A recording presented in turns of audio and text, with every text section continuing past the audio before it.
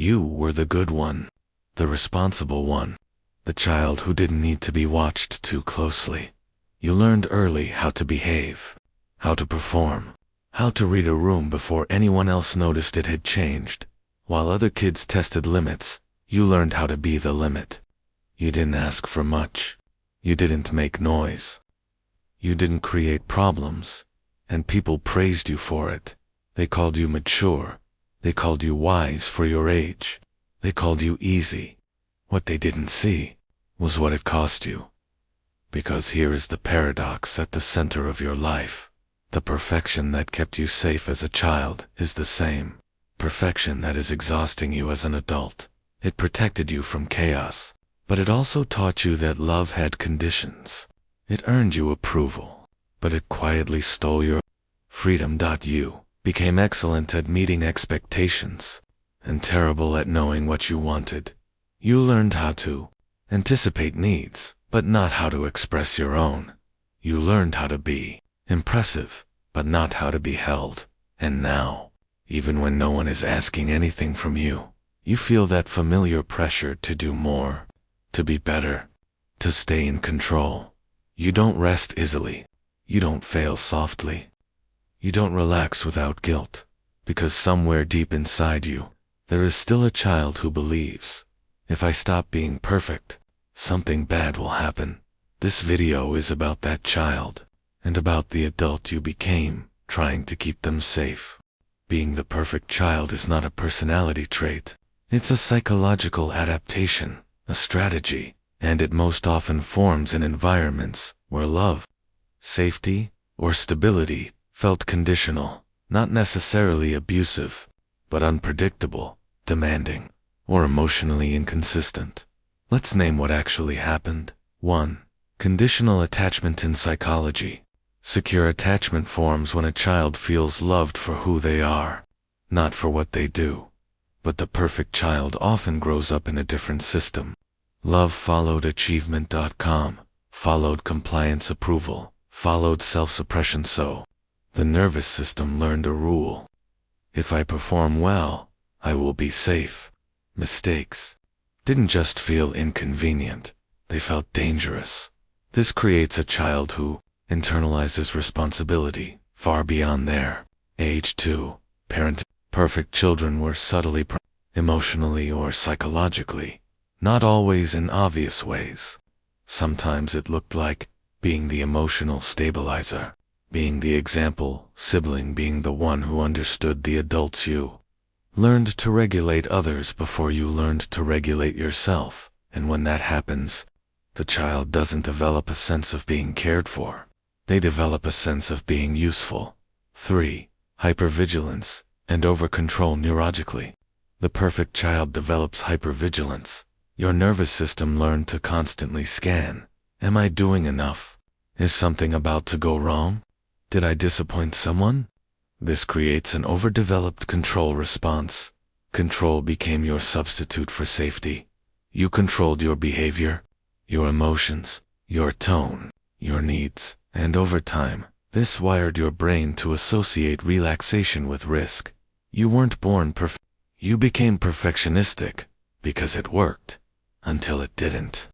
There is an invisible grief that follows the perfect child into adulthood.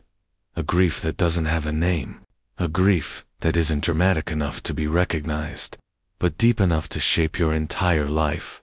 It's the grief of never being chosen without earning it. You learn to fear rest, because rest feels like neglecting a duty. You learn to fear mistakes, because mistakes feel like moral failures.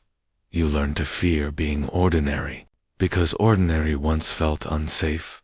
Carl Jung wrote, "The greatest burden a child must bear is the unlived life of the parent, but the greatest burden the perfect child bears is their own unlived life." The spontaneity they never expressed, the anger they swallowed, the softness they postponed. They became who they were needed to be, not who they were. And this creates a very specific pain. You feel valuable, but not lovable, capable, but not relaxed, admired, but not deeply known.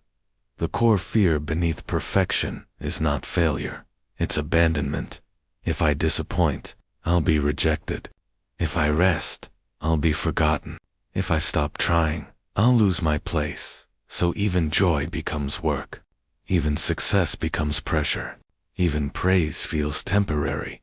Because perfection never feels complete. It just resets the standard. This childhood adaptation doesn't disappear. It matures. Here's how it often shows up in adulthood. 1. You tie your self-worth to productivity. You feel uneasy doing nothing. Rest feels unearned. If you're not improving, achieving, or helping, you feel behind. 2. You struggle to ask for help.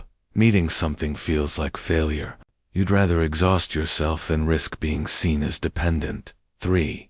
You become high-functioning, but emotionally depleted from the outside. You look successful. From the inside, you feel constantly tense. 4. You fear making mistakes more than missing opportunities. You hesitate, overthink, delay action until it's perfect. 5. You attract relationships where you overgive it, become the reliable one, the fixer, the emotional anchor. But rarely the one who is held. 6. You silence your anger. Anger feels dangerous because it threatens approval, so it turns inward, into anxiety, shame, or burnout. Here's the reframe that changes everything. These are coping strategies, not your identity. They once protected you. Now they're asking to be released. And the first step is witnessing, not correcting, not shaming yourself for being too much or too rigid, but saying, this makes sense, and I don't need it anymore.